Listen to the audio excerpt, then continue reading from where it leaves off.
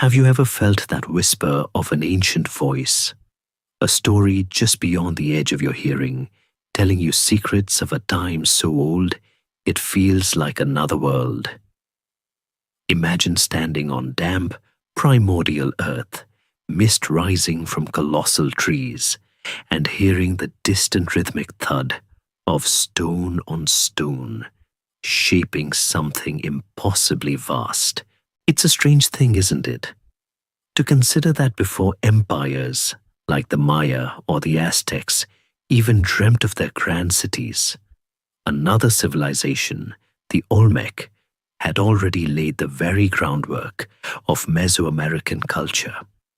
For centuries, their existence was little more than a whisper among scholars, a phantom echo in the dense jungles of what is now southern Mexico.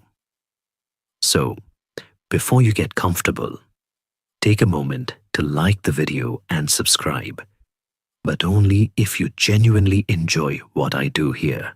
Picture a landscape dramatically different, yet fundamentally the same as today's Gulf Coast lowlands.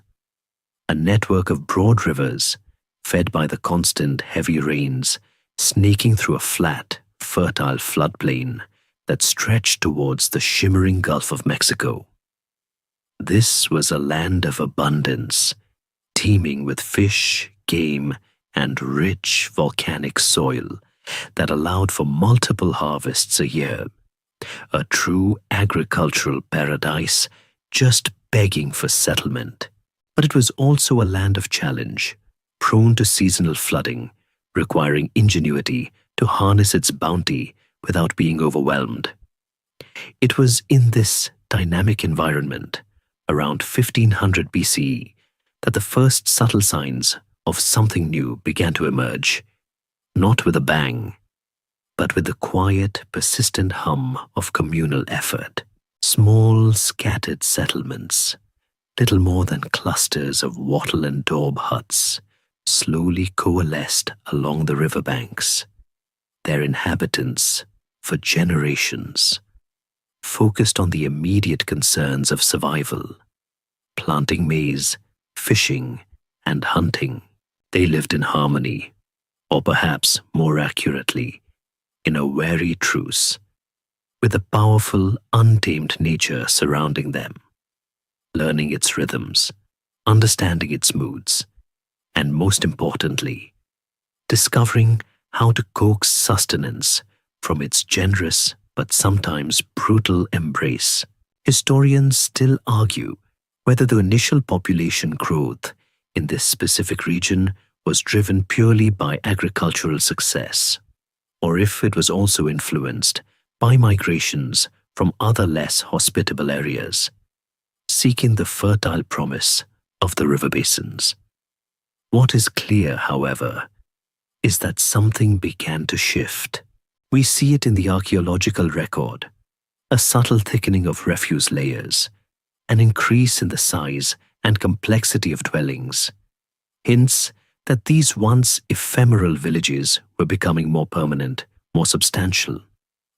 The very act of clearing the dense jungle, an arduous task requiring immense collective effort, would have necessitated a level of social organization beyond simple family units. Imagine the sheer muscle and coordination involved, the ringing of stone axes against ancient hardwoods, the controlled fires clearing undergrowth, all driven by the promise of fertile fields. This shared labor, this communal goal, would have naturally fostered a stronger sense of identity. A nascent community bound by shared toil and shared reward.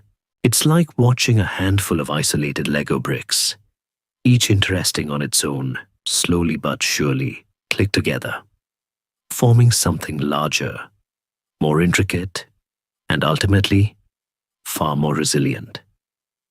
The environment, in a sense, forced their hand, encouraging cooperation, rewarding innovation, and subtly pushing them towards a path of increasing complexity. From this verdant, watery cradle, The first whispers of what would become the Olmec Civilization began to echo through the steaming jungle. An ancient conversation starting, one that would resonate for millennia. From those humble beginnings, where maize plots edged the winding rivers, something truly transformative began to coalesce. Imagine, if you will, the emergence of San Lorenzo, not as a sudden flash, but as a slow, deliberate bloom, like a water lily pushing through the muddy surface of a pond. Around 1400 BCE, this site, strategically positioned on a high plateau overlooking the Coatzacoalcos River basin, began its ascent to prominence, a central hub in a landscape of scattered hamlets. It wasn't merely a larger village. It was a burgeoning city, a focal point where diverse peoples and ideas converged, much like a modern-day bustling metropolis, drawing talent and ambition from across the globe. What truly set San Lorenzo apart was its ambition, an ambition carved into the very earth itself. We're talking about monumental architecture here, not just simple dwellings. The inhabitants, with an almost unbelievable dedication, reshaped their natural environment, creating a massive, elevated plateau through enormous earthworks. Historians still argue whether this was purely defensive, providing a strategic vantage point, or primarily symbolic, elevating their leaders closer to the heavens. Regardless, it was a colossal undertaking, requiring an immense, coordinated labor force and a sophisticated understanding of engineering. Think of it: tens of thousands of cubic meters of earth moved by human hands, using nothing more than baskets and simple tools.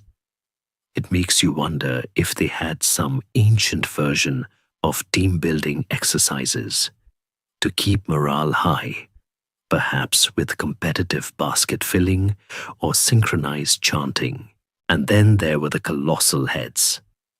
Even today, seeing one of these magnificent, imposing sculptures in person is a genuinely humbling experience, a tangible link to a past so distant it almost feels mythical.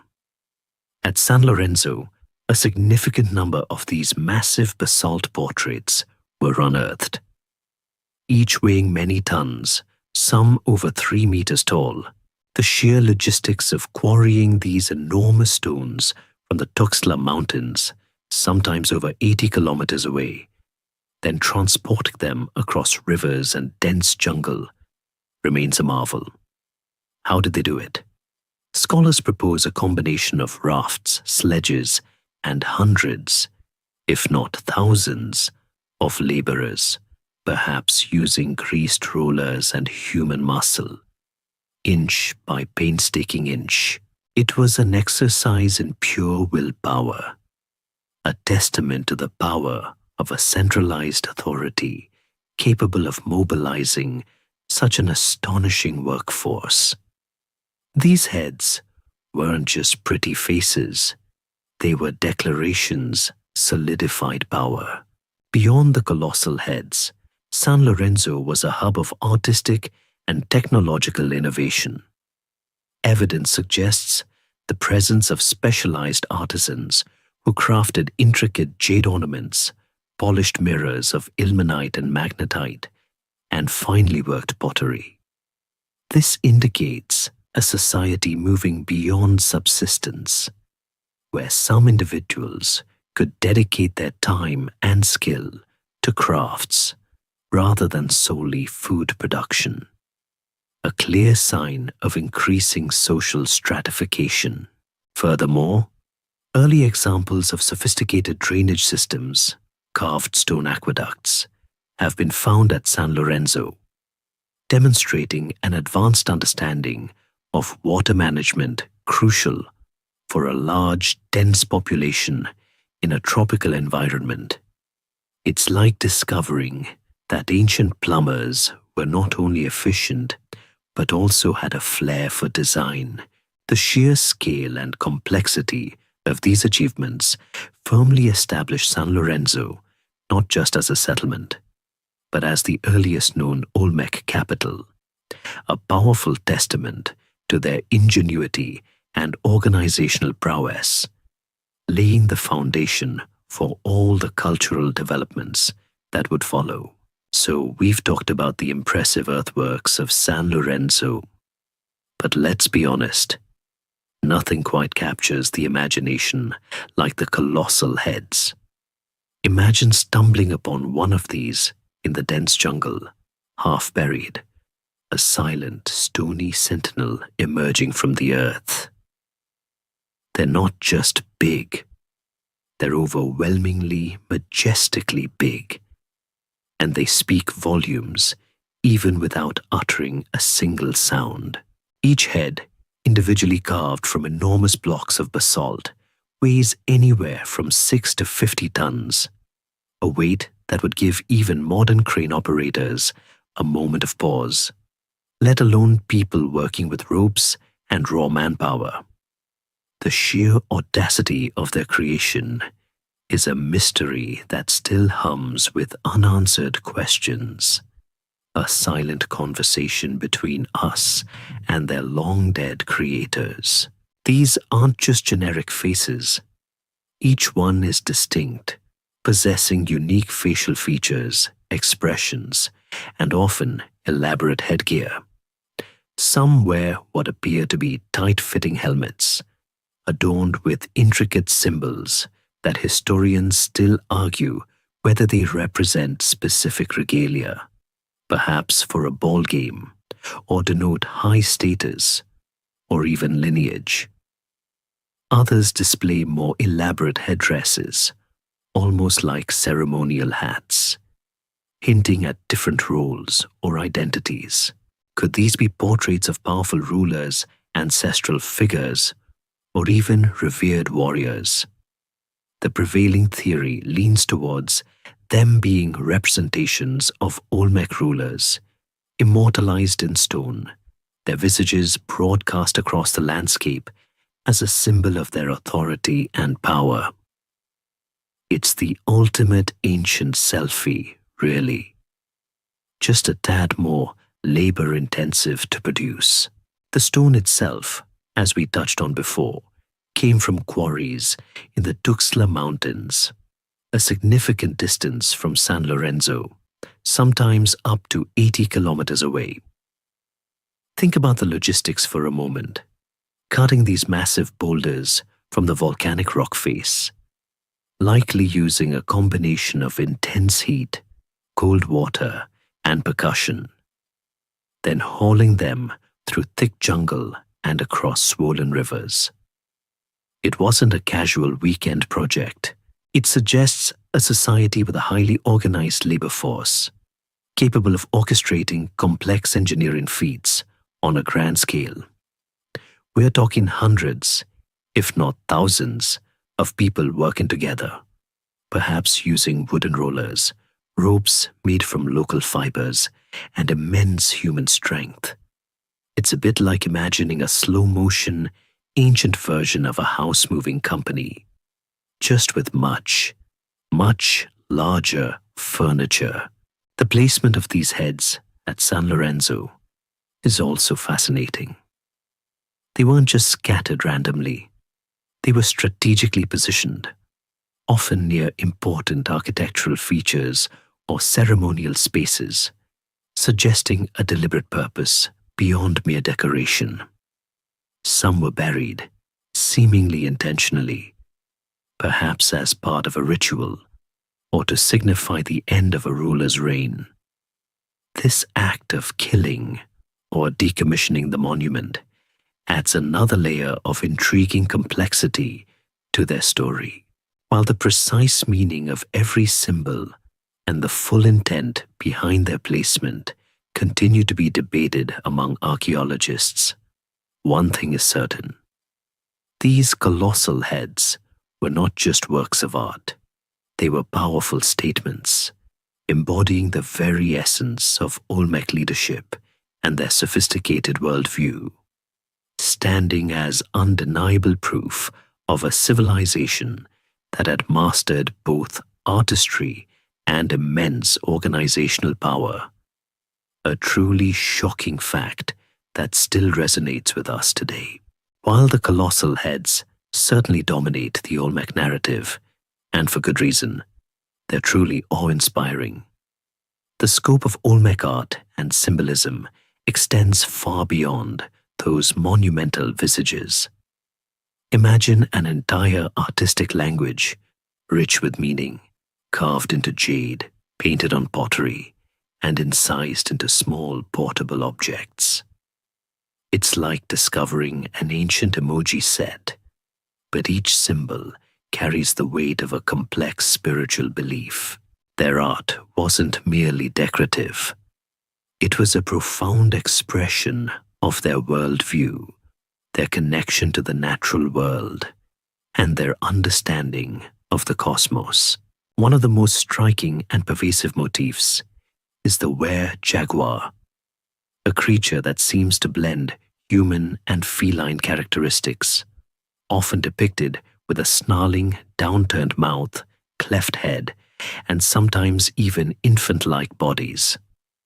Historians still argue whether this composite being represents a specific deity, a powerful shaman transforming, or perhaps even the mythical ancestors of the Olmec elite.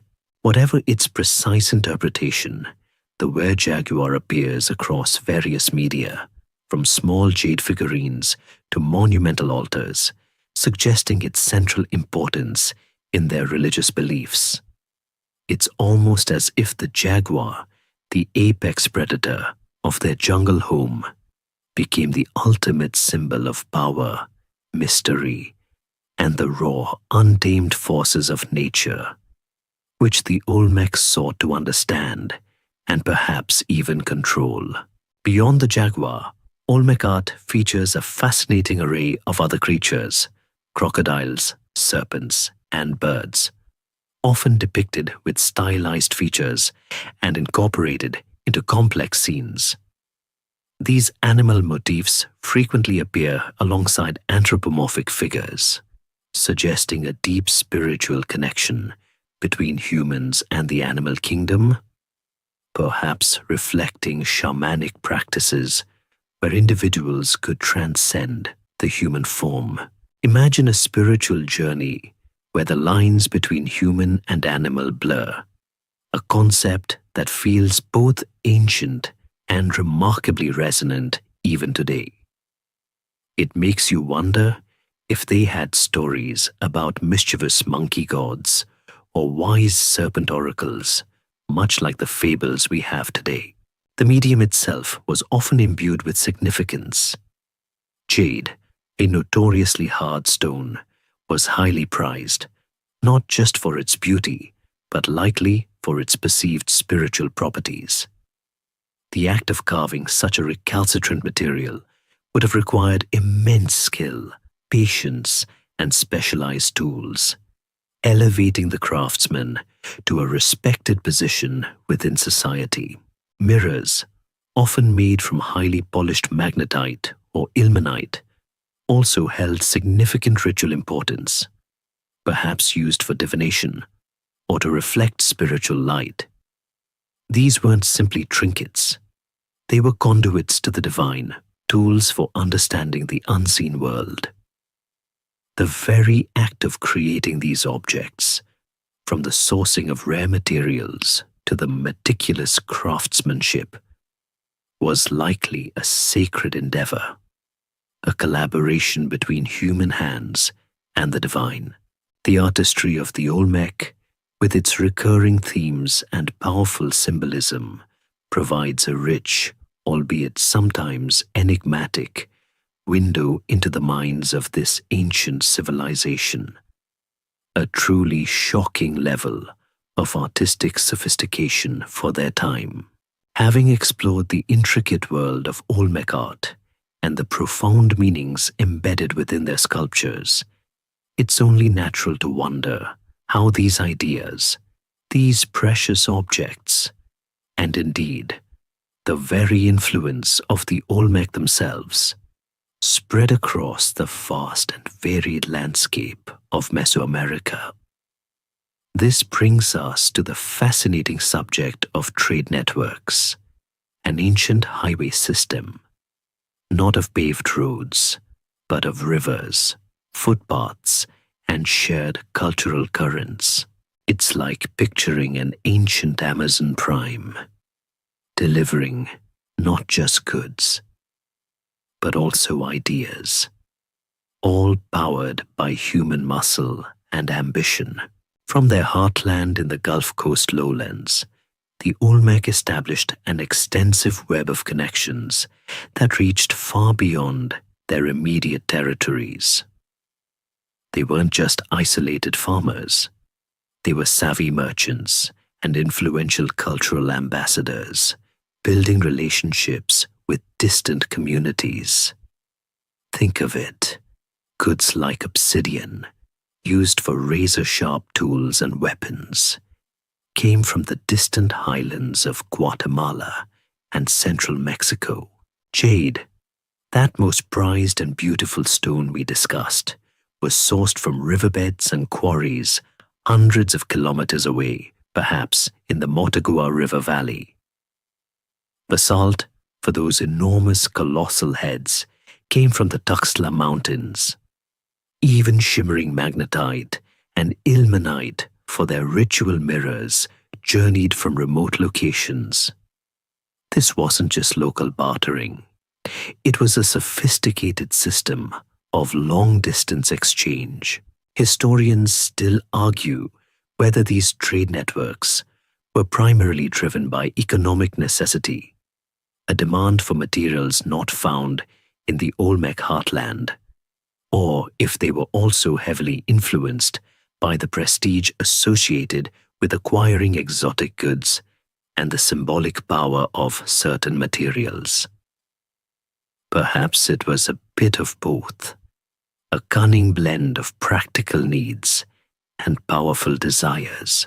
Imagine an ancient luxury goods market where owning a beautifully carved jade pendant or a polished magnetite mirror conferred immense status, much like a designer handbag or a custom-built sports car does today. The movement of these materials wasn't a one-way street. While the Olmec imported valuable resources, they also exported their own unique cultural products. Olmec-style artifacts, distinctive pottery, figurines, and symbolic motifs have been found at sites far from their homeland, sometimes in regions that show no direct evidence of Olmec settlement. This suggests a powerful cultural diffusion where Olmec artistic styles, religious symbols, and perhaps even social practices were adopted, adapted, or emulated by neighboring societies. It's a bit like how pop culture trends spread globally today, but instead of TikTok dances, it was the were-jaguar motif making its way across ancient lands. This widespread influence, evident in archaeological digs across Mesoamerica, speaks volumes about the dynamism and prestige of the Olmec civilization, solidifying their role not just as a regional power, but as a significant cultural force that shaped the very trajectory of subsequent Mesoamerican civilizations. A truly shocking reach for their time.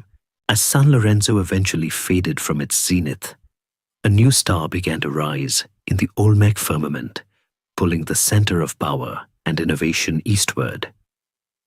Imagine the slow, almost imperceptible shift, like the center of gravity moving within a complex machine.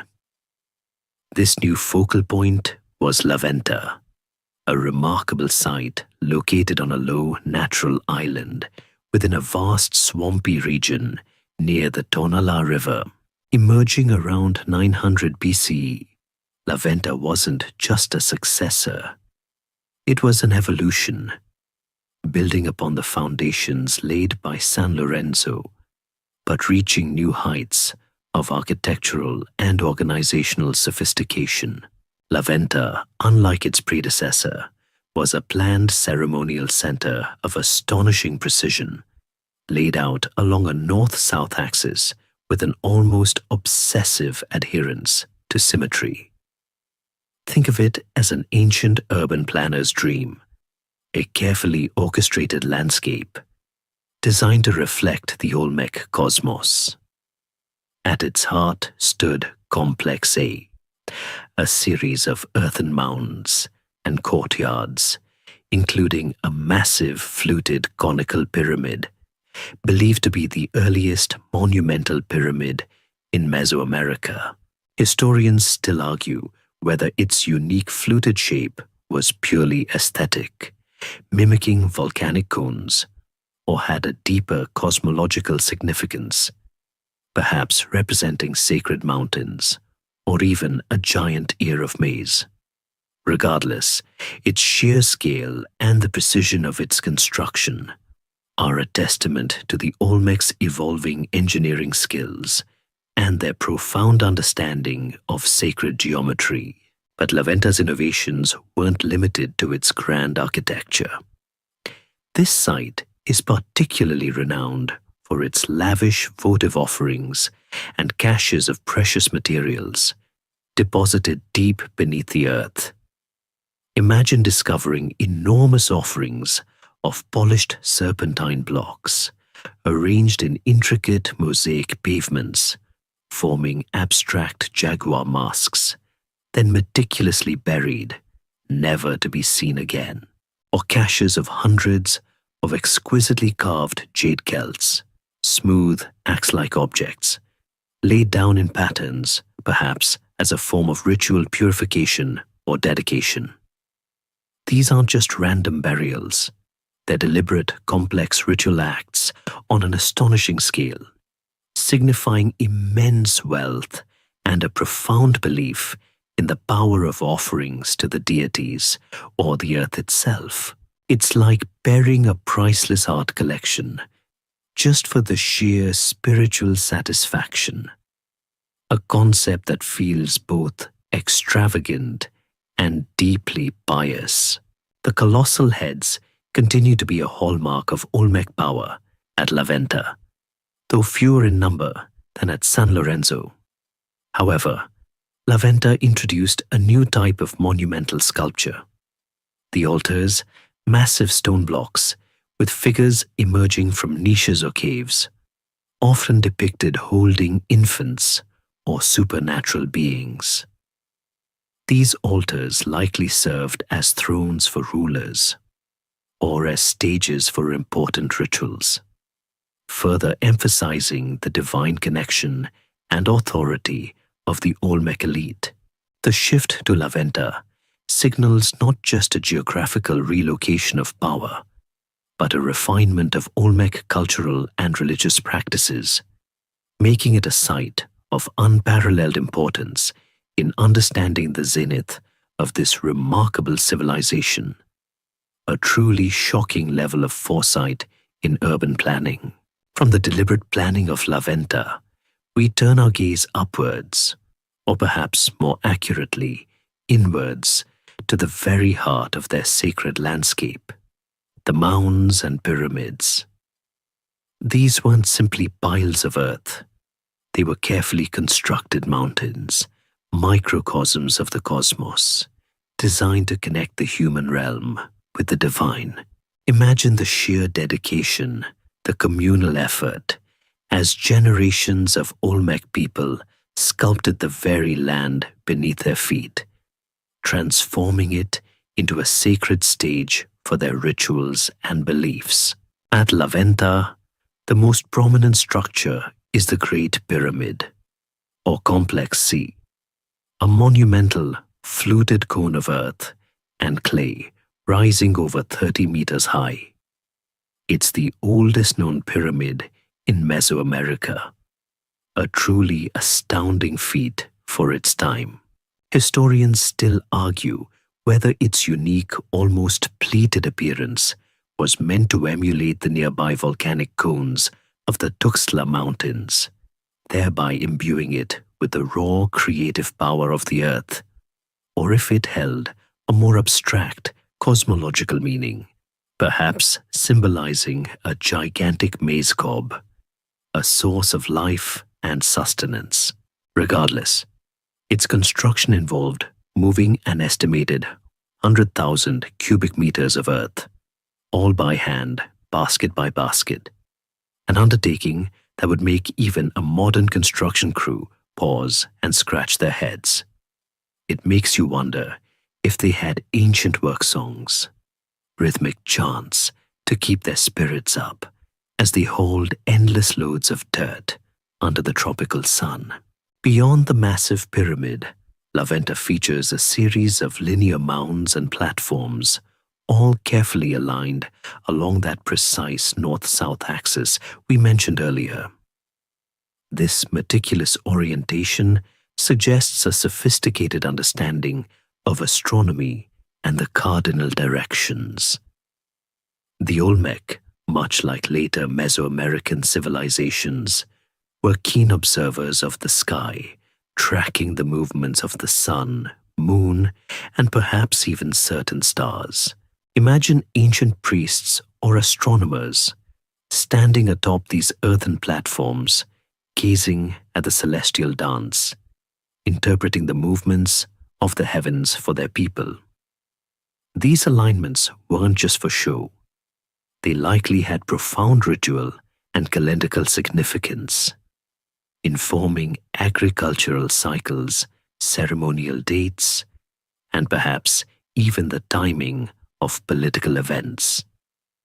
It's like having an enormous outdoor astronomical clock, constantly ticking away the rhythms of the universe.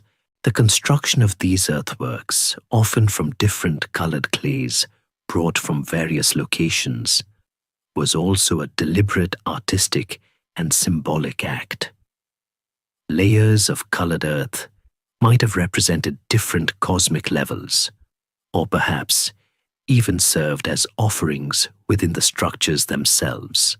The sheer scale, precision, and enduring presence of these mounds and pyramids underscore the Olmec's deep spiritual connection to their environment and their capacity for mobilizing vast human resources for monumental projects. They literally moved mountains, or at least created them, solidifying their place as masters of both the earth and the heavens. A truly shocking demonstration of their architectural and astronomical prowess. From the monumental earthworks that reached for the heavens, we now descend to consider the smaller yet equally profound objects that permeated Olmec life: jade and serpentine. Imagine materials so deeply intertwined with spiritual belief that their very acquisition and crafting became acts of reverence. These weren't just pretty rocks. They were living stones, imbued with power, wealth, and an almost mystical significance. Jade, that elusive, shimmering green stone, was perhaps the most prized material in the Olmec world. Its hardness made it incredibly difficult to work, yet the Olmec mastered its carving, producing exquisitely polished shells, intricate figurines, and delicate pendants. Where did they get it? The most significant sources are hundreds of kilometers away, deep in the Motagua River Valley of what is now Guatemala, or in specific riverbeds within Oaxaca. This means extensive long-distance trade networks, likely involving arduous journeys through dense jungle and across mountainous terrain. Historians still argue whether the Olmec directly controlled these distant jade sources, or if they acquired the raw material through established trade partners. Either way, the sheer quantity of jade found at major Olmec sites like La Venta speaks to their immense influence and their capacity to secure such highly coveted resources. It's like having a bottomless supply of the most coveted gemstone in the world, procured through sheer determination and extensive connections. Serpentine, a slightly softer, often mottled green stone, was also widely used, particularly for the large mosaic pavements and colossal offerings found at La Venta. While less precious than jade, its availability and the ease with which it could be carved made it ideal for larger-scale ceremonial pieces. Both jade and serpentine were valued not just for their aesthetic qualities, but also likely for their color, which evoked lush vegetation, water, and life itself, the very essence of their fertile riverine environment. Imagine seeing a newly polished jade celt, glinting wet and verdant, reflecting the jungle canopy around it, a tangible piece of the sacred earth. The craftsmanship involved in working these stones was extraordinary.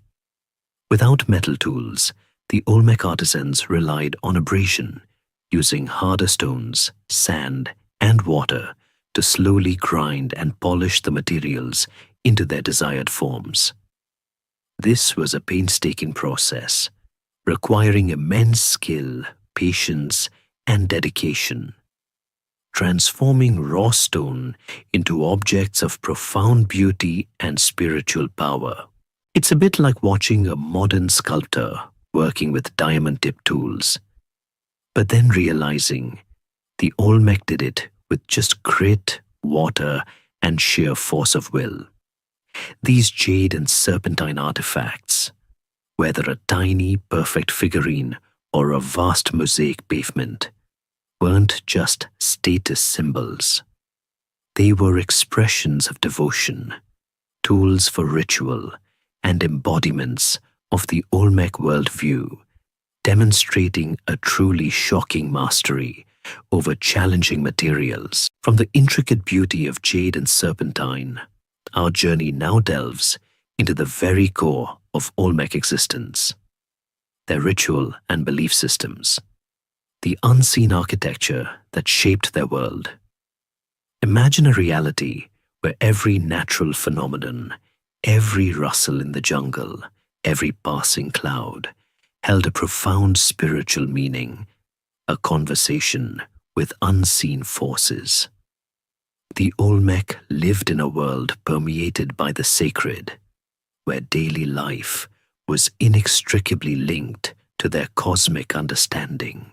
At the heart of Olmec belief was a complex pantheon of deities, often associated with natural forces vital to their survival. The most prominent, as we've seen in their art, was likely a jaguar deity, or the were-jaguar, embodying the raw power of the wild, perhaps linked to fertility, rain, or the earth itself. But other figures also emerge from the artistic record: a feathered serpent, a bird monster, and various anthropomorphic figures blending human and animal traits. Historians still argue whether these were distinct gods, different manifestations of a single overarching deity, or perhaps even powerful ancestors or shamans. It's like trying to untangle an ancient family tree where everyone occasionally transforms into a majestic beast. Rituals were undoubtedly central to Olmec life, from grand public ceremonies at their monumental centers like La Venta to more intimate localized rites. These ceremonies likely involved offerings, music, dance, and perhaps even forms of ritual bloodletting, common in later Mesoamerican cultures, though direct evidence for the latter in the Olmec heartland is scarce. The caching of vast quantities of jade and serpentine, as we discussed, particularly the meticulously buried mosaic pavements at La Venta, speaks to an extraordinary level of devotion and the belief in the efficacy of such grand offerings to ensure cosmic order or placate powerful forces. Imagine dedicating vast wealth and labor, not for personal gain, but for the well-being of the entire community, a testament to profound collective faith. The Olmec also seem to have practiced shamanism, a spiritual practice where individuals, shamans, mediate between the human and spirit worlds, often through ecstatic trance or transformation. The numerous Olmec figures depicting humans with animal features or individuals seemingly undergoing metamorphosis strongly suggest this practice. Perhaps the rulers themselves were considered powerful shamans, their authority legitimized by their perceived ability to communicate with the divine and control supernatural forces. It's a shocking thought to imagine a leader whose power derived not just from armies or wealth, but from their supposed mystical connection to the very fabric of the universe, a truly intimate and profound form of governance. Their beliefs, woven into the very fabric of their art and monumental architecture, provided the framework for their society, guiding their actions and giving meaning to their existence. Having explored the spiritual landscape of the Olmec, we now turn to what might be their most enduring, albeit enigmatic, intellectual legacy, the very seeds of writing and calendrical systems. Imagine a time when knowledge was not merely passed down through oral tradition or artistic expression, but began to be codified, etched into stone, and calculated with remarkable precision. This was a crucial step in the intellectual evolution of Mesoamerica, and many scholars believe the Olmec were the pioneers. The evidence for Olmec writing is sparse and still debated, a tantalizing whisper rather than a clear pronouncement. However, the most significant find is the Cascajal block, discovered in 1999 near San Lorenzo. This serpentine block is incised with 62 distinct signs, some of which resemble motifs found in other Olmec art, arranged in horizontal rows while not yet deciphered, and its authenticity was initially debated. Its discovery provides the strongest evidence to date of an early writing system in Mesoamerica, predating later Zapotec and Maya scripts by several centuries. Historians still argue whether this represents a fully phonetic writing system, a logographic one, or perhaps a proto-writing system serving more as mnemonic devices or symbolic communication. It's like finding a single mysterious text message from ancient times and trying to figure out if it's poetry, a shopping list, or a secret code. Beyond the Cascajal block, other smaller examples of possible glyphs or symbols have been found on ceramics and monuments, often associated with numerical representations. These early signs, though isolated, hint at a developing system for recording information, perhaps related to lineage, important events, or ritual practices. Imagine the very first attempts to capture fleeting thoughts and sounds in a permanent form, a magical transformation of the ephemeral into the enduring. Even more compelling is the evidence for Olmec influence on the Mesoamerican long count calendar and the 260-day ritual calendar, Tzolk'in, which became hallmarks of later civilizations like the Maya. While direct Olmec long count dates are rare, some monuments, particularly from Tres Zapotes, bear bar and dot numerical notations that are strikingly similar to those used in the later long count. Monument C at Tres Zapotes, for example, has a date that corresponds to 31 BCE in our calendar, if it is indeed a long count date, making it one of the earliest such dates known. This suggests that the fundamental concepts of these sophisticated calendrical systems, with their intricate cycles and astonishing accuracy, may have originated or been significantly developed by the Olmec. It's a shocking thought that this ancient civilization, often characterized by its monumental art, also laid the intellectual groundwork for charting time and the cosmos with such precision, demonstrating a profound understanding of mathematics and observation that would resonate for millennia. From the abstract world of early writing and calendrical calculations, we now pivot to a more energetic, indeed, sometimes brutally physical aspect of Olmec life, the ball game. Imagine an ancient stadium carved into the earth, the rhythmic thud of a rubber ball echoing through the jungle, and the intense focus of players engaged in a game that was far more than just sport. This was a central ritual, a spectacle, and an enduring mystery for the Olmec and all subsequent Mesoamerican civilizations. While monumental ball courts, like those seen in later Maya and Aztec cities, have not been definitively identified in the Olmec heartland, archaeological evidence strongly suggests the Olmec were indeed playing a form of the Mesoamerican ball game. Small rubber balls, believed to be the earliest examples of vulcanized rubber, have been found at Olmec sites, sometimes dating back as far as 1600 BCE. The very discovery of these ancient rubber balls, which are surprisingly durable, is a remarkable feat of preservation. Historians still argue whether the Olmec invented the process of vulcanizing rubber or simply perfected it, making these incredibly bouncy and resilient balls. It's like finding evidence of the very first basketball, but instead of air, it was filled with ancient, springy mystery. Beyond the balls themselves, Olmec art provides tantalizing clues. Numerous figurines depict individuals wearing protective gear consistent with ball game players. Thick belts, knee pads, and even helmets.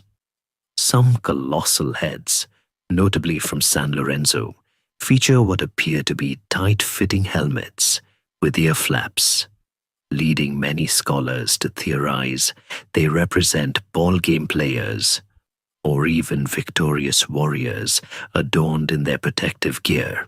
If these are indeed ball players, it would imply that this ritual sport was so significant that its practitioners, perhaps even its champions, were elevated to the status of rulers or revered ancestors. Imagine your local sports hero being immortalized in a 50-ton stone monument. The Mesoamerican ball game was not merely a leisure activity.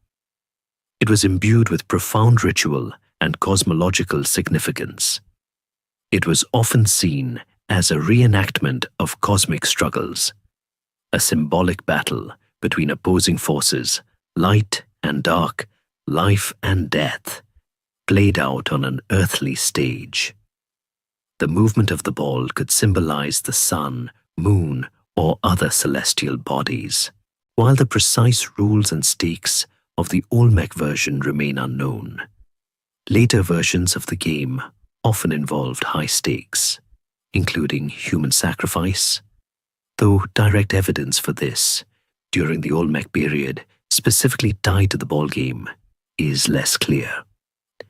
Nevertheless, the presence of this ancient sport speaks volumes about the complexity of Olmec society, their spiritual beliefs, and their love for for a good, intense competition, a truly shocking level of cultural development. From the energetic rituals of the ball game, we now shift our focus to the very fabric of Olmec society itself, its social hierarchy. Imagine a complex tapestry woven from different threads, some coarse, some fine, all contributing to the overall strength and structure of their civilization. This wasn't a simple egalitarian society. It was a stratified one, with clear distinctions between those who led, those who served, and those who toiled. Even if the specifics of their class system are still largely a matter of scholarly debate. At the apex of Olmec society undoubtedly stood the rulers or an elite class, whose power was likely rooted in a combination of political authority, religious legitimacy, and control over resources. The colossal heads, those magnificent stone portraits, are widely believed to represent these powerful individuals, their monumental scale literally elevating them above the common populace.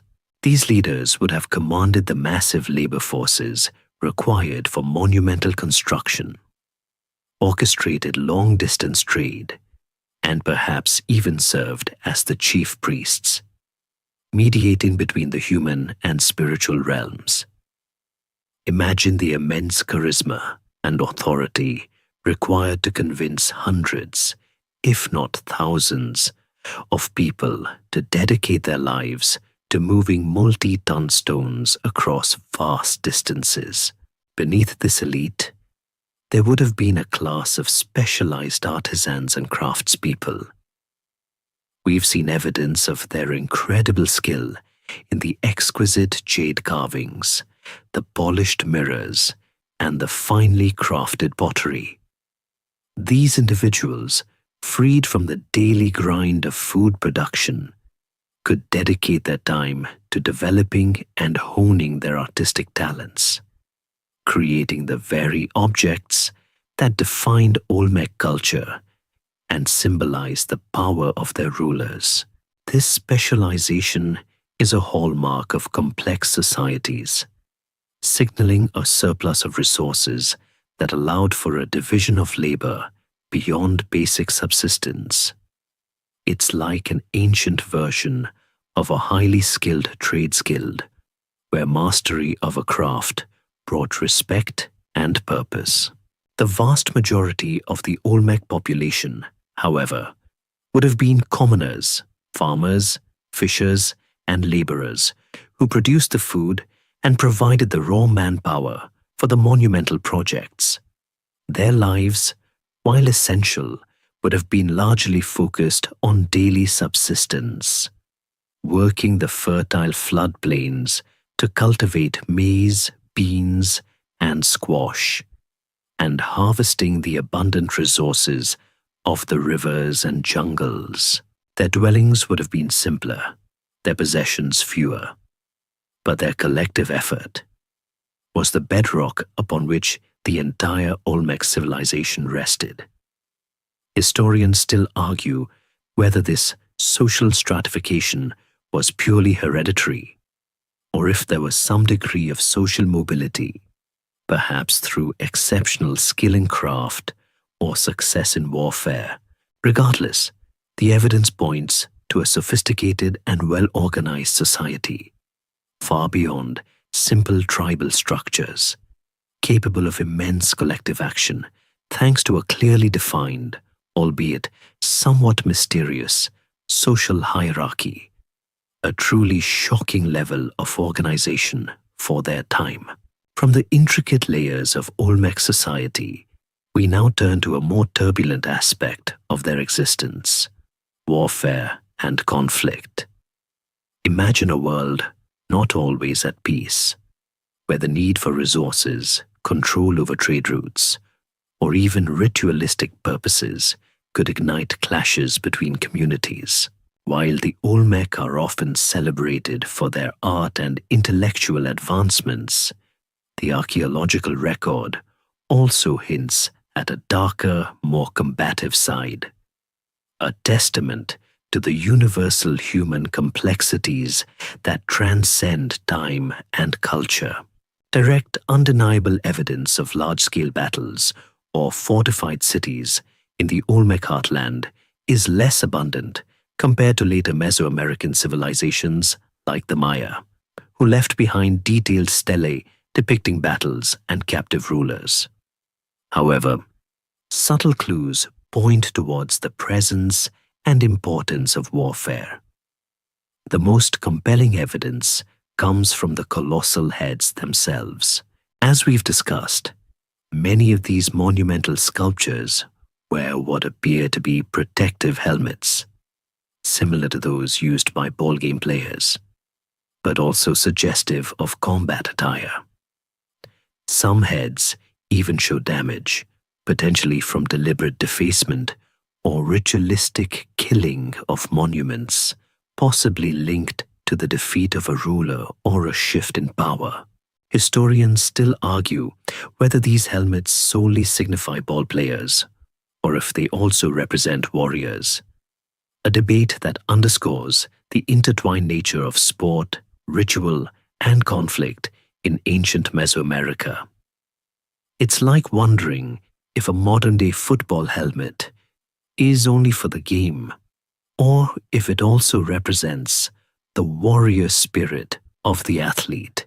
Beyond the heads, archaeological finds include various projectile points, such as obsidian and church spearheads and atlatl darts, which could certainly be used for hunting, but also for interpersonal conflict.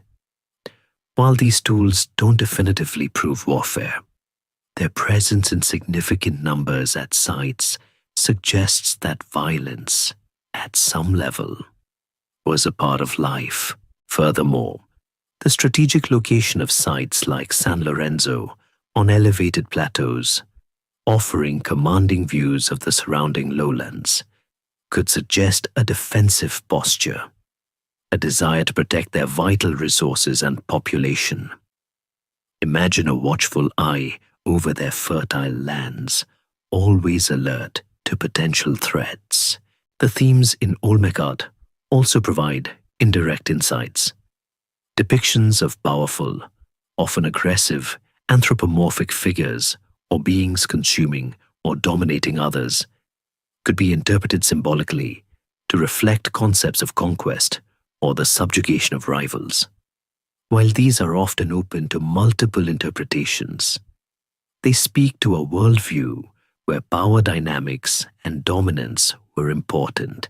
The need to control valuable resources, such as prime agricultural land, access to trade routes, or exotic materials like jade and obsidian, would have provided strong incentives for conflict. It's a shocking thought that even in this cradle of Mesoamerican civilization, the timeless struggle for power and resources likely played a significant role in shaping their interactions, adding a layer of pragmatic reality to their otherwise spiritual and artistic pursuits. We've traced the rise and zenith of San Lorenzo, a true powerhouse of early Olmec civilization. But like all great centers, its reign eventually came to an end. Imagine a slow, deliberate winding down, not a sudden collapse, but a gradual shift in the currents of power and human habitation. This brings us to the decline of San Lorenzo, a period around 900 BCE, marked by curious archaeological findings and lingering mysteries. The abandonment of San Lorenzo wasn't a sudden cataclysmic event, like a volcanic eruption or a devastating invasion. Instead, archaeological evidence suggests a more gradual process. What's most striking are the deliberate mutilations and burials of the colossal heads and other monumental sculptures. These magnificent stone monuments, once proud symbols of power, were intentionally toppled, defaced, or buried in rows, sometimes neatly arranged in prepared pits. Historians still argue whether this act of killing the monuments was a sign of internal rebellion, a ritualistic decommissioning, or perhaps the consequence of a triumphant rival group. It's like finding a presidential library, but all the statues of past leaders have been meticulously knocked off their pedestals and buried, leaving you to wonder about the political drama that unfolded. One prominent theory suggests environmental factors played a significant role. The fertile floodplains that had initially nurtured San Lorenzo's growth may have become a liability over centuries of intensive agriculture. Soil exhaustion, increased flooding, or changes in river courses could have gradually diminished the productivity of the land, making it less capable of sustaining a large population. Imagine the cumulative effect of constant rainfall and cultivation slowly eroding the very foundation of their prosperity, forcing a slow migration. While the Olmec were adept at managing their environment, even the most skilled ancient agronomists eventually faced the limits of their technology. Another possibility involves internal strife or external pressures. As we discussed, the Olmec lived in a dynamic region, and competition for resources or control over trade routes could have led to conflicts between different Olmec centers or with neighboring groups. Perhaps a powerful rival, like the rising La Venta, exerted increasing dominance, drawing away population and resources from San Lorenzo. The deliberate destruction of monuments, rather than simply leaving them, does suggest a strong intentional act, perhaps a symbolic overthrow of the old order. Whatever the precise reasons, the decline of San Lorenzo marks a significant transition in Olmec history, signaling the shift of power and innovation to new centers, but not the end of the Olmec story itself, a truly shocking demonstration of how even the mightiest civilizations can fade. As San Lorenzo receded into the annals of history, a new center emerged to carry forward the torch of Olmec civilization, though with its own distinct flavor. Imagine the embers of a great fire scattered by the wind, igniting smaller but still vibrant flames in new locations. This brings us to the rise of Tres Zapotes, a site that, while perhaps less monumental than its predecessors, proved remarkably enduring, particularly from around 400 BCE onwards, bridging the gap between the early and middle pre-classic periods and leaving a significant legacy. Located further west in the Tuxtla Mountains foothills, Tres Zapotes represented a shift in the Olmec cultural landscape. It wasn't characterized by the sheer scale of colossal heads seen at San Lorenzo, nor the meticulously planned ceremonial center of La Venta. Instead, its importance lies in its longevity and the unique contributions it made, particularly in the realm of calendrical knowledge and stellar carving. This site often feels like the quiet scholar of the Olmec world, diligently recording and preserving knowledge, while its more boisterous cousins focused on grand displays of power. One of the most significant discoveries at Tres Zapotes is Stela C, a fragment of a monumental stone slab bearing what is arguably the earliest long-count date known in Mesoamerica, corresponding to 31 BCE in our calendar. This inscription, utilizing the bar and dot notation that would become characteristic of later Maya and Zapotec calendrical systems, is a critical piece of evidence. Historians still argue Whether this specific date was carved by direct Olmec descendants or by a successor culture strongly influenced by them, given the later date of the monument. However, its presence at an Olmec-related site strongly suggests that the intellectual foundations of this highly sophisticated calendar, which could track time over millennia, were either developed or significantly advanced within the Olmec sphere of influence. It's a shocking thought that such a deep understanding of astronomical cycles and mathematical notation existed so early, allowing them to chart time in a way that feels incredibly modern. Tres Zapotes also features some colossal heads, though generally smaller and stylistically different from those at San Lorenzo and La Venta, suggesting a continuity of tradition but with regional variations. The focus seems to have shifted slightly from raw monumental power to a more refined emphasis on recording history and astronomical events. This enduring presence of Olmec cultural traits at Tres Zapotes, even as the heartland centers declined, highlights the resilience and adaptability of Olmec traditions. It serves as a vital link, showing how the pioneering innovations of the early Olmec didn't simply vanish, but evolved and continued to shape the intellectual and artistic landscape of Mesoamerica for centuries to come, passing their wisdom down to the civilizations that would follow.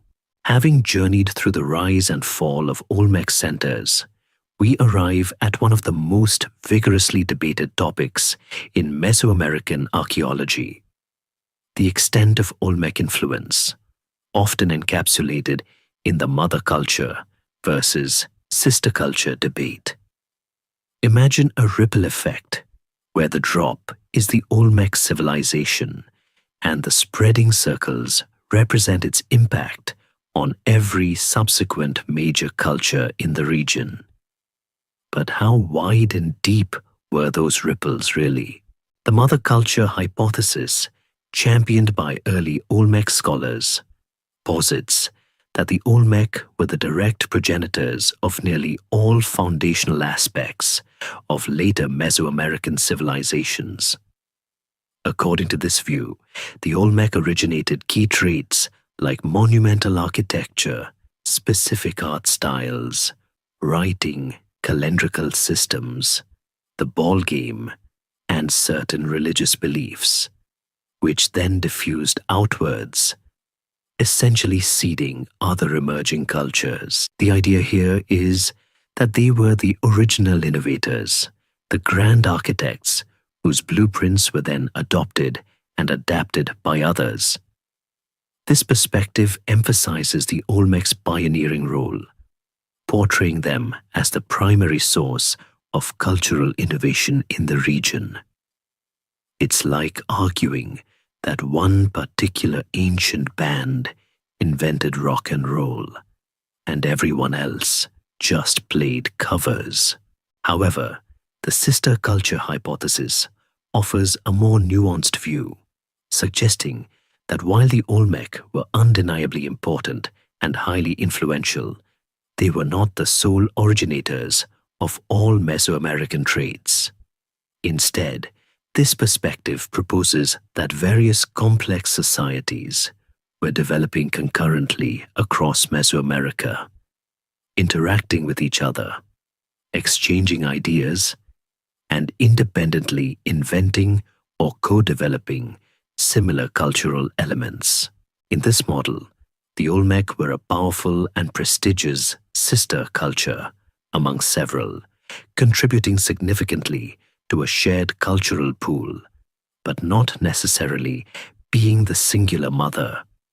Historians still argue whether the widespread similarities in Mesoamerican cultures stem from direct Olmec imposition or from parallel development fueled by shared environmental pressures and continuous interaction. It's a very academic debate, of course, but it speaks to the complexity of cultural evolution. Was it a top-down imposition or a more organic, multi-directional exchange? Evidence for Olmec influence is undeniable in many areas. The spread of the were-jaguar motif, the bar and dot notation for numbers, and certain sculptural styles are found far beyond the Olmec heartland. However, evidence also points to independent developments in other regions. For instance, the Zapotec in Oaxaca developed their own distinct writing system and urban centers, arguably with less direct Olmec input than previously thought. The truth, as often happens in history, likely lies somewhere in the middle, a complex interplay of influence, adaptation, and independent innovation. Nevertheless, the scale of their initial innovations and the undeniable echoes of their culture across Mesoamerica remain a shocking testament to their profound and lasting impact on the trajectory of ancient American civilizations, solidifying their place as a foundational force. From the broad strokes of cultural influence, we now zoom in on one of the most recognizable and pervasive symbols in Olmec art, the jaguar motif. Imagine a creature so majestic, so powerful, that it transcends mere animal form to become a central deity, a spiritual ancestor, and a recurring artistic obsession. The jaguar, the apex predator of the Mesoamerican jungle, was more than just an animal to the Olmec. It was a potent symbol of power, fertility, and the untamed forces of nature. The representation of the jaguar in Olmec art is incredibly diverse and fascinating. Sometimes it appears as a naturalistic depiction of the powerful feline with its distinctive spots and muscular build. More often, however, it is depicted in a highly stylized or anthropomorphic form, giving rise to the iconic were-jaguar we touched upon earlier. This composite creature, with its characteristic snarling, downturned mouth, prominent fangs, almond-shaped eyes, and sometimes a cleft head, is arguably the most distinctive feature of Olmec iconography. Historians still argue whether the cleft head specifically refers to the jaguar's cranial indentation, a birth defect, or a symbolic opening to the supernatural world. It's like looking at a Picasso and trying to decipher if the distorted features are purely artistic expression or have a deeper symbolic meaning. The prevalence of the jaguar motif suggests its central role in Olmec religion and worldview. It likely embodied concepts of strength, ferocity, leadership, and perhaps even the ability to traverse between the human and spirit realms. Shamans, those spiritual intermediaries, might have sought to transform into or embody the jaguar's power during their ecstatic journeys. The jaguar's association with fertility and agriculture is also plausible, given its connection to the life-giving jungle environment. Imagine a deity that could be both terrifying in its power and benevolent in its ability to bring forth life. The motif appears across a vast array of Olmec artifacts, carved into colossal stone monuments, incised on jade celts, modeled in ceramic figurines, and depicted on altars. The consistent stylistic elements of the were-jaguar across different sites and time periods underscore its fundamental importance as a shared cultural and religious symbol, a visual shorthand for a complex set of beliefs. It wasn't just a popular animal. It was woven into the very fabric of their spiritual understanding, almost like a primal force of nature made manifest in their art. The sheer repetition and symbolic weight of the jaguar motif are a shocking testament to its profound impact on the Olmec mind, revealing a deep connection to the wild heart of their jungle home. Having explored the powerful symbolism of the jaguar, we now turn to a more practical yet equally profound aspect of Olmec ingenuity, their mastery of water management. Imagine a civilization thriving in a low-lying, often swampy environment, where controlling the ebb and flow of water wasn't just helpful, but absolutely essential for survival and prosperity. The Olmec didn't just adapt to their watery world. They sculpted it, harnessing its power and mitigating its challenges with remarkable foresight. The Olmec heartland, particularly the areas around San Lorenzo and La Venta, is characterized by a network of rivers, estuaries, and seasonal swamps. While this provided fertile land, it also presented significant challenges: unpredictable flooding during the rainy season, standing water that could harbor disease, and the need for consistent water sources during drier periods for agricultural and domestic use. The ability to manage these hydrological realities was a cornerstone of their urban and agricultural success, a truly shocking level of engineering for their time. At San Lorenzo, archaeologists have uncovered an intricate system of underground basalt drains and aqueducts. These weren't just simple ditches. They were carefully carved U-shaped troughs, sometimes covered with stone slabs, designed to channel water. Historians still argue whether these systems were primarily for drainage, to prevent flooding and manage wastewater within the settlement, or for providing a controlled water supply to specific areas, perhaps for ritual baths or reservoirs. It's like finding an ancient plumbing system that, despite its age, still makes perfect sense in its design. The sheer effort involved in quarrying, shaping, and then precisely laying these heavy basalt blocks underground speaks to a highly organized society with a deep understanding of hydraulics and the flow of water. Beyond these engineered channels, the Olmec likely employed various techniques for agricultural water management. While direct evidence of large-scale irrigation canals is less clear than in some later Mesoamerican cultures, they would have certainly utilized the natural cycles of the rivers, perhaps employing methods like raised fields, chinampas in later Aztec terms, or carefully timed planting to take advantage of flood recession.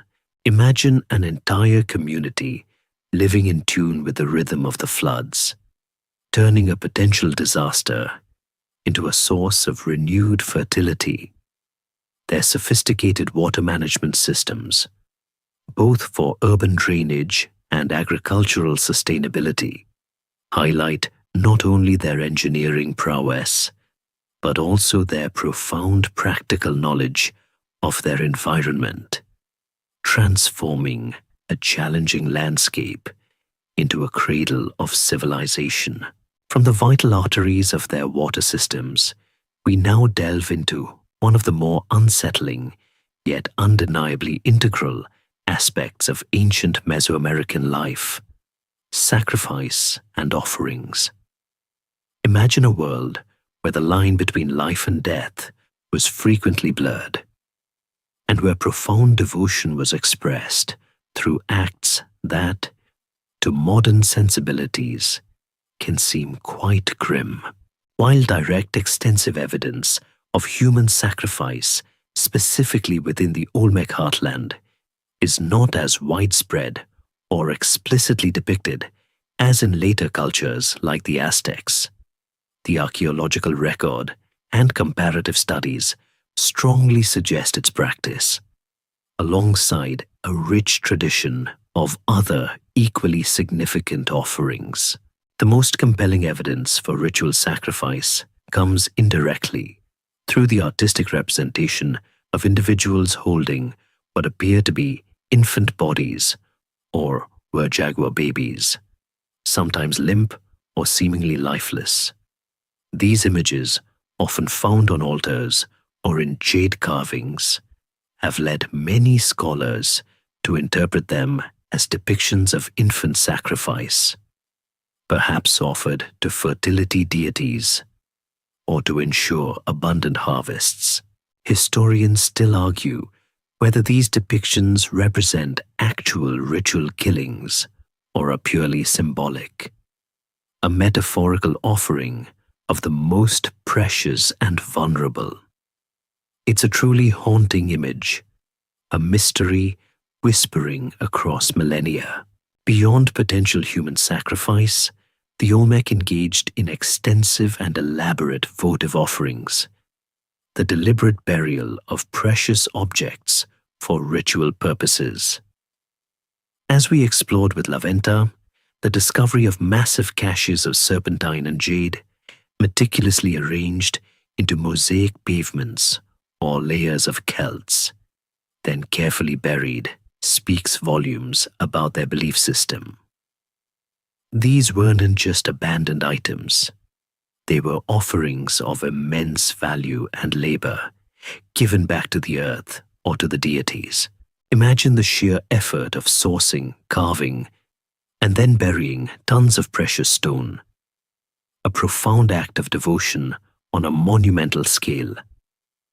These offerings, ranging from hundreds of jade celts to colossal stone heads that were ritually killed and buried, illustrate a profound belief in reciprocity with the divine. A cosmic give and take, where the most valuable possessions were sacrificed to ensure cosmic balance and continued prosperity. It's a bit like giving away your most cherished possessions, but to the gods themselves, hoping for a divine return on investment. Furthermore, the presence of various ritual objects, such as stingray spines and obsidian blades, tools often associated with ritual bloodletting in later Mesoamerican cultures, hints at self-sacrifice or offerings of one's own blood. While not as dramatic as human sacrifice, bloodletting was a common form of ritual offering, symbolizing a vital life force given to appease deities and maintain cosmic order. These practices, whether the symbolic depiction of infant offerings, the vast caches of buried wealth, or personal blood sacrifices, underscore a deep spiritual worldview where the act of giving, even profoundly, was central to their connection with the sacred, a shocking depth of commitment to their beliefs. From the profound depths of Olmec ritual offerings, we now shift our gaze to the highly skilled hands that created so much of their material culture, the masters of craft specialization. Imagine a society where not everyone had to hunt or farm, where certain individuals could dedicate their lives to honing a single, intricate craft, transforming raw materials into objects of beauty, utility, and immense symbolic power. This division of labor, a hallmark of complex civilizations, speaks volumes about the surplus of resources and the sophisticated social organization that allowed the Olmec to flourish. The most obvious evidence of craft specialization comes from the sheer quality and quantity of Olmec art.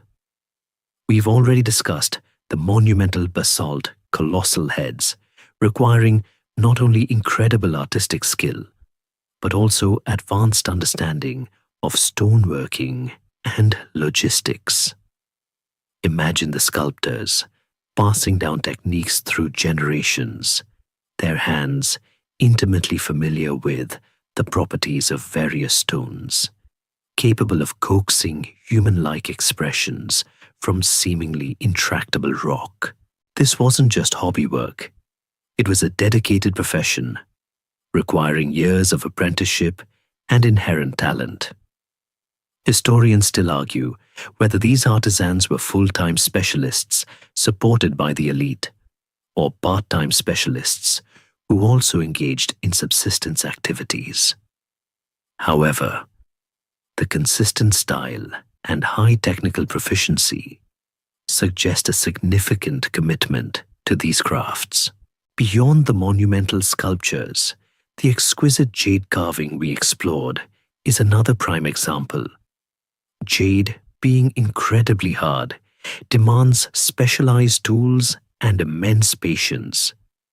The perfection of the polishing, the intricate details on small figurines, and the precise drill holes speak to artisans who spend their entire lives perfecting this craft. These jade carvers were likely highly respected members of society, their skills invaluable for producing objects of elite status and ritual importance. It's like discovering an ancient school of gemologists, meticulously perfecting their craft with nothing but abrasive materials and sheer determination. Evidence also points to specialized potters who created a range of ceramic vessels, from utilitarian cooking pots to finely made ceremonial wares.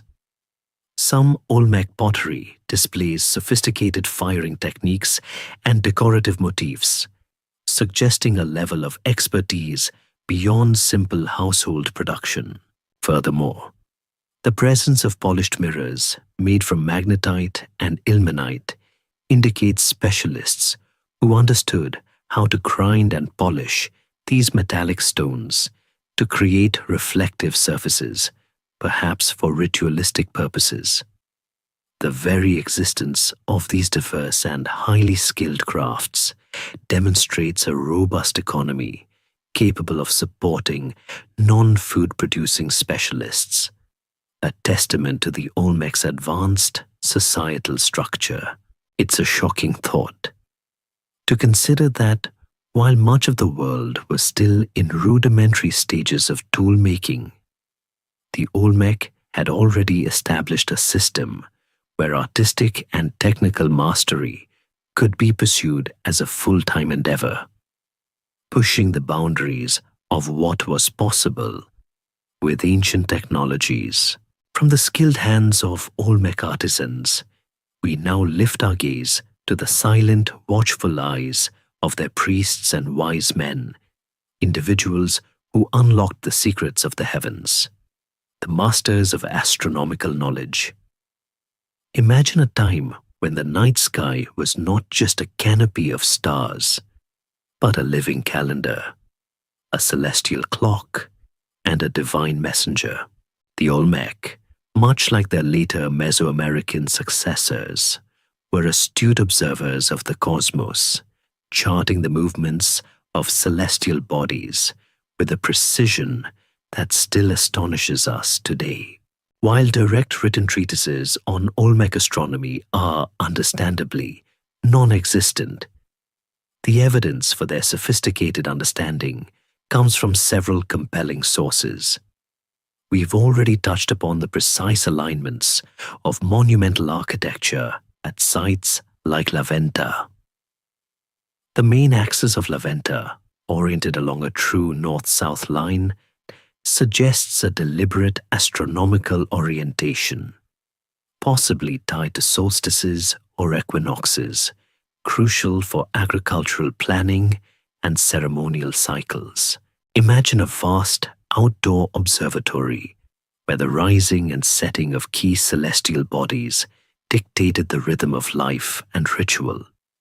Historians still argue whether these alignments were solely for practical calendrical purposes or also held profound symbolic meaning, connecting their earthly realms to the divine order of the cosmos.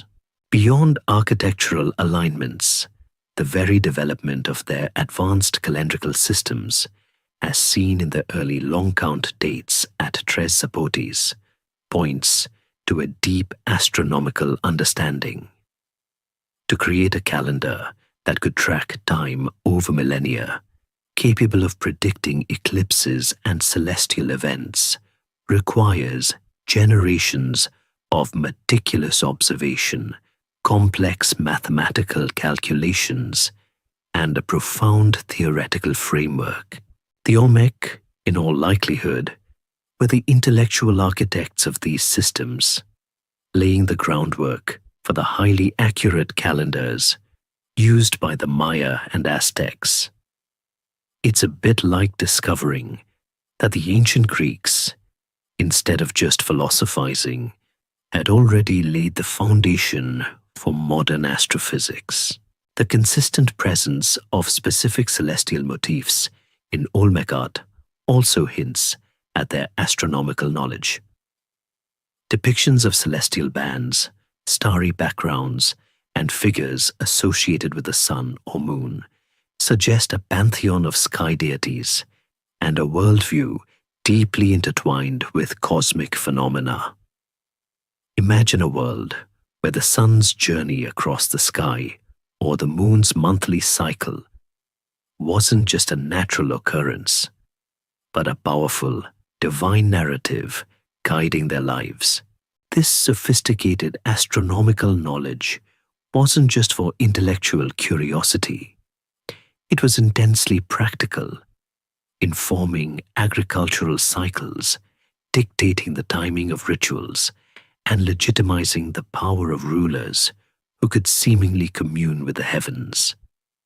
The Olmec's ability to decode the language of the stars, transforming celestial observations into complex calendrical systems, remains a truly shocking testament to their intellectual prowess. The celestial observations of the Olmec. We now bring our focus back down to Earth, specifically to the intricate relationship between this burgeoning civilization and its surrounding environment. Imagine a dynamic interplay where human ambition shaped the landscape, but the landscape, in turn, exerted profound influence on human survival and development. This brings us to the crucial topic of environmental impact and the challenges faced by the Olmec, a story of both mastery and vulnerability. The Olmec heartland, as we've established, was a region of immense natural bounty, fertile floodplains, abundant rivers, and a rich diversity of flora and fauna. This natural wealth allowed for the sustained agricultural surpluses necessary to support large populations and non-food producing specialists. However, centuries of intensive human activity would inevitably leave their mark. The sheer scale of monumental construction, particularly the enormous earthworks at San Lorenzo and La Venta, required massive quantities of clay, earth, and timber. Imagine the countless trees felled for construction, for fuel, and to clear land for maize cultivation. This extensive deforestation would have had significant ecological consequences, including soil erosion and changes in local rainfall patterns. Furthermore, the very success of Olmec agriculture, based on slash-and-burn techniques and intensive cultivation of riverine lands, could have led to soil exhaustion over time. Without modern fertilizers or advanced crop rotation, the productivity of the land would naturally decline, requiring ever more land to be cleared for cultivation. This increasing pressure on the land might have contributed to the decline of major centers like San Lorenzo, pushing communities to seek new, virgin territories. Historians still argue whether environmental degradation was a primary cause of Olmec decline or merely a contributing factor alongside social and political changes. It's like debating whether the ancient equivalent of climate change was the main culprit or just one piece of a complex puzzle. The challenges weren't just about resource depletion. The Olmec heartland is prone to seasonal flooding, and while their water management systems were sophisticated, they wouldn't have been impervious to extreme weather events or long-term shifts in river courses. A major flood could devastate crops, destroy infrastructure, and displace entire communities. Imagine trying to rebuild your entire village after a devastating flood, year after year, slowly wearing down the resilience of a population. These environmental pressures, while perhaps not dramatic enough for a single catastrophic event, would have been a constant background hum of challenge, subtly shaping their decisions, their migrations, and ultimately, their long-term trajectory. The Olmec's interaction with their environment was a testament to both their ingenuity in harnessing its resources and their vulnerability to its powerful, unchanging forces. A truly shocking demonstration of humanity's enduring dance with nature. From the environmental dance of the Olmec, we now pivot to the thrilling moments of discovery that have peeled back the layers of time, allowing us to glimpse this enigmatic civilization. The pivotal archaeological discoveries. Imagine dedicated individuals, sometimes battling dense jungle, oppressive humidity, and biting insects, meticulously unearthing fragments of a lost world, piecing together a story whispered across millennia. These finds weren't just about digging up old artifacts. They were about rediscovering an entire culture that had faded into the mists of history. The very first colossal head to be formally reported was found in 1862 by José Melgar Unicerrano at Hueyapan, now part of Tres Zapotes. He described it as an Ethiopian head, reflecting the limited understanding of Mesoamerican antiquity at the time and sparking initial, rather misguided, debates about its origins. Imagine the shock and bewilderment of finding such a monumental, distinctly non-European sculpture in the middle of a Mexican jungle. It must have been like discovering a spaceship in your backyard. This early find, however, planted the first seed of recognition for a previously unknown monumental culture. Decades later, in the 1930s, Matthew Stirling's extensive excavations at Tres Zapotes, La Venta, and San Lorenzo truly revolutionized our understanding. It was Stirling who identified and excavated multiple colossal heads and other significant Olmec artifacts, leading him to propose that these objects belong to a distinct, ancient culture that predated the Maya.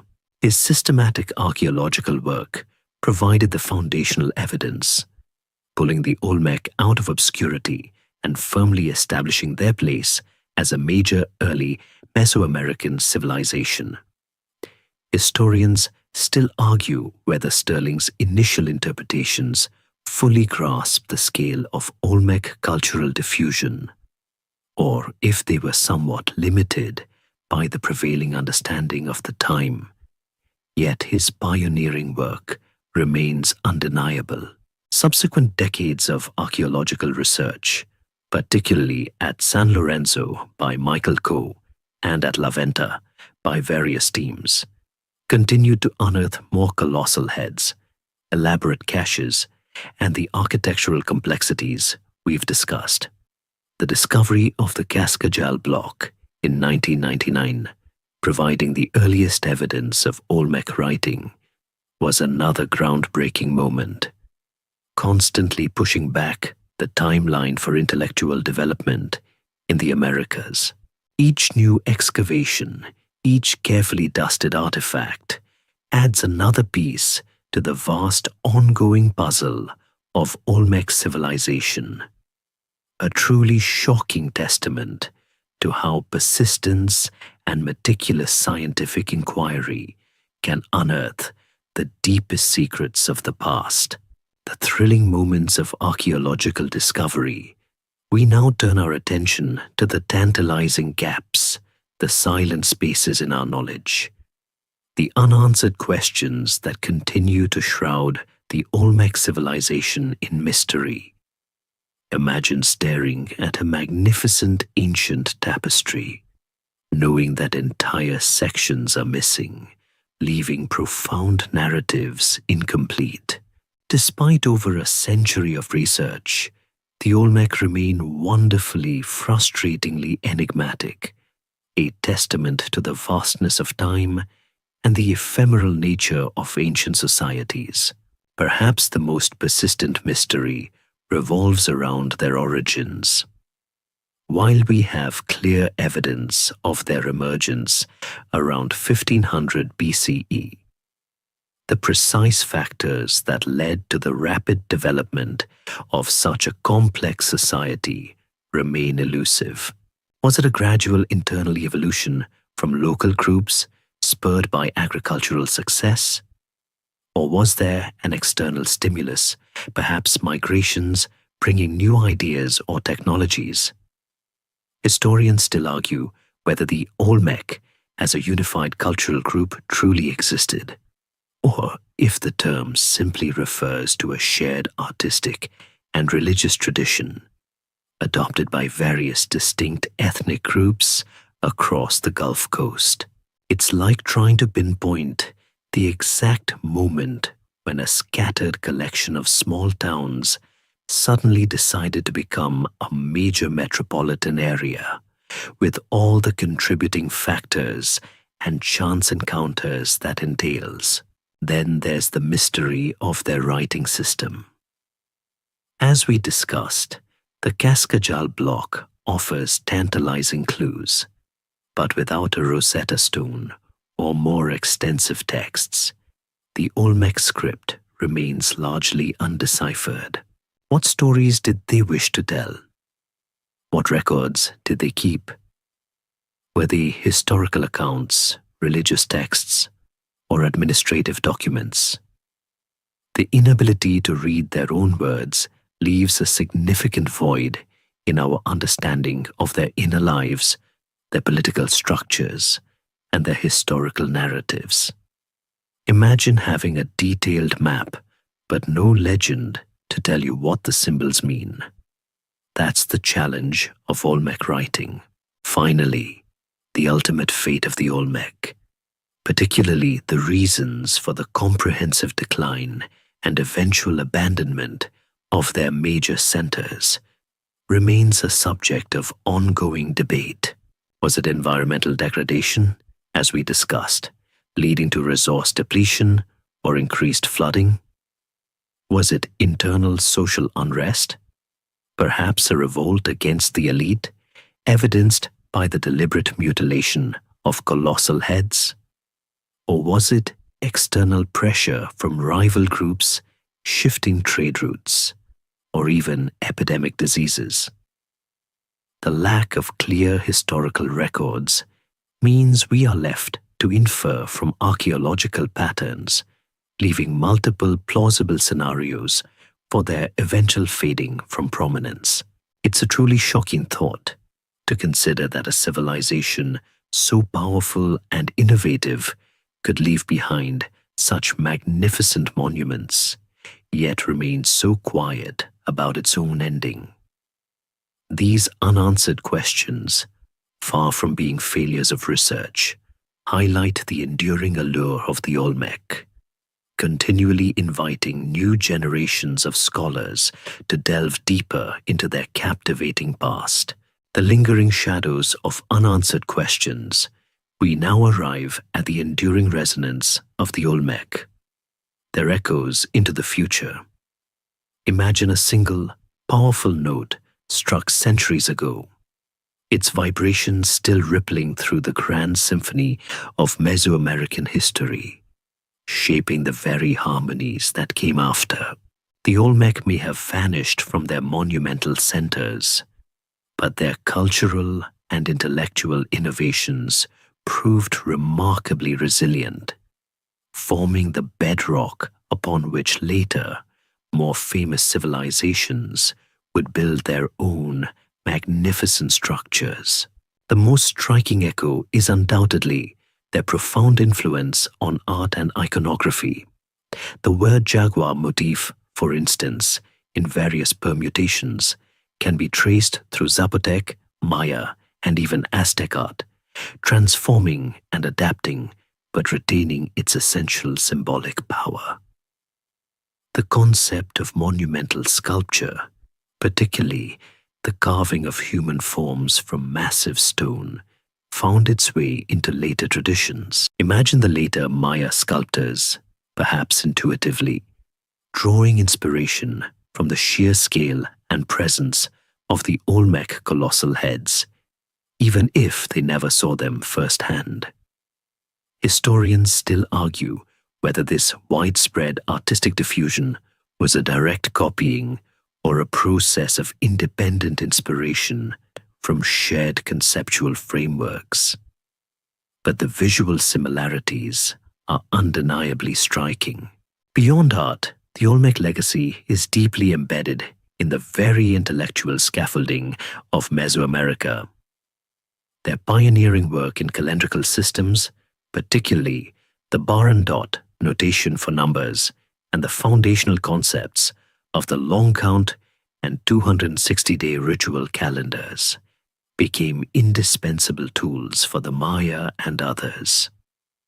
The idea of charting deep time, of understanding astronomical cycles for agricultural and ritual purposes, was an Olmec gift to the region. Think of it. Without the Olmec laying the mathematical and observational groundwork, the Maya might never have achieved their astonishing calendrical precision. It's like discovering that the operating system for every future ancient computer was silently developed by a forgotten genius. Furthermore, fundamental religious concepts, such as the sacred ball game, the importance of specific deities connected to natural forces, and the practice of elaborate ritual offerings, all seem to find their earliest expressions within the Olmec sphere. While these practices evolved and diversified, their underlying core often points back to the Gulf Coast. The very notion of a stratified society led by powerful, divinely sanctioned rulers capable of organizing vast public works also set a precedent. The Olmec were, in essence, the cultural ancestors of a remarkable lineage of civilizations. This enduring, pervasive influence, stretching across centuries and diverse cultures, is a truly shocking testament to the depth and sophistication of their original achievements. Their story reminds us that even when direct historical records are silent, the echoes of ingenuity and belief can resonate across vast stretches of time, shaping the world long after their initial creators have faded. As the last tendrils of the jungle mist gently embrace the ancient mounds and the whispers of unseen spirits begin to settle, know that the story of the Olmec isn't truly over. It lives on in every colossal head that gazes silently from a museum, in every jade pendant that gleams with ancient light, and in the very foundations of the civilizations that followed. Their innovations, their artistry, their profound understanding of the cosmos. These are the quiet lullabies of a vanished world, still singing softly through the ages.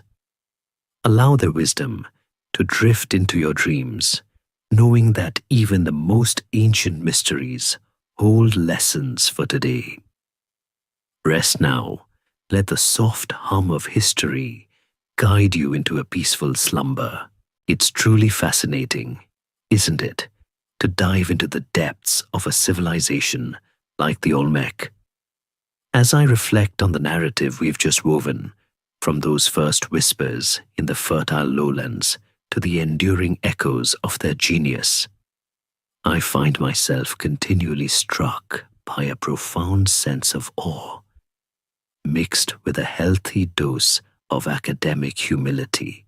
The Olmec, in many ways, embody the very essence of human ingenuity and resilience, pushing the boundaries of what we thought possible for such an early period in Mesoamerican history. My initial reaction, and perhaps yours too, when contemplating the sheer scale of their achievements, particularly those colossal heads, is often one of disbelief. How could a people without metal tools or the wheel quarry, transport, and intricately carve multi-ton basalt boulders over vast distances? It's a question that, frankly, keeps archaeologists up at night. But beyond the logistical marvel, there's a deeper, more personal reflection. These aren't just rocks. They're expressions of power, identity, and perhaps even defiance. Each head, with its distinct features and headgear, feels like a direct, albeit silent, challenge across millennia, daring us to fully comprehend the force of will behind its creation. It makes you wonder what kind of societies they truly were to command such dedication. Were the rulers truly benevolent figures, inspiring loyalty through spiritual connection, or were they imposing their will through sheer force? The silence of the stone leaves these interpretations open, allowing our imaginations to fill the gaps, but always with a lingering sense of mystery. What I find particularly compelling is the mother culture versus sister culture debate. It's a very academic discussion, yes, but it fundamentally reshapes how we view cultural development. My personal leaning, after exploring the evidence, is towards a more sister culture interpretation, albeit with a very influential big sister. While the Olmec undeniably pioneered many of the core traits that would define Mesoamerican civilization, it feels more organic and perhaps more realistic to imagine a dynamic landscape of interacting, evolving cultures, each contributing to a shared pool of knowledge and innovation. It's less about a single eureka moment and more about a continuous dialogue, a multi-party conversation across the ancient lands. This doesn't diminish the Olmec's achievements. If anything, it enhances them, showcasing their ability to not only innovate, but to inspire and connect with diverse peoples across a vast region. Their influence wasn't merely imposed. It was evidently compelling enough to be adopted and adapted by others, which speaks volumes about the power of their ideas and their artistry. And let's talk about those mysteries. The undeciphered writing, the true meaning behind the were-jaguar, the exact reasons for their decline. These aren't just blanks in our historical record. They are active invitations for future discovery. As someone who enjoys a good puzzle, the Olmec provide an endless supply. It's a reminder that history isn't static. It's a living, breathing field of inquiry, constantly being reshaped by new archaeological finds, reinterpretations, and advancements in scientific techniques. Think about it. 20 years from now, with new technologies and fresh perspectives, what more might we know about the Cascajal block? or about their daily lives beyond the grand monuments. This ongoing conversation between the present and the past is, for me, one of the most exciting aspects of exploring ancient civilizations. Finally, the resilience of their legacy truly resonates. It's a profound thought that the very calendrical systems the Maya used to track time and the cosmos, or the artistic motifs that adorned Aztec temples, might trace their conceptual roots back to these Gulf Coast pioneers. It's a testament to the fact that ideas, once conceived, can have an incredibly long shelf life, evolving and influencing generations far removed from their originators. The Olmec, without leaving behind vast written histories or massive empires that endured for centuries, still managed to imprint their genius on the very soul of Mesoamerica. It's a shocking, humbling thought that reminds us of the power of innovation and the sometimes invisible currents of cultural transmission. So, as we close this chapter, I'm left not just with facts, but with a renewed sense of wonder at humanity's capacity to build, to dream, and to leave behind an enduring whisper in the winds of time.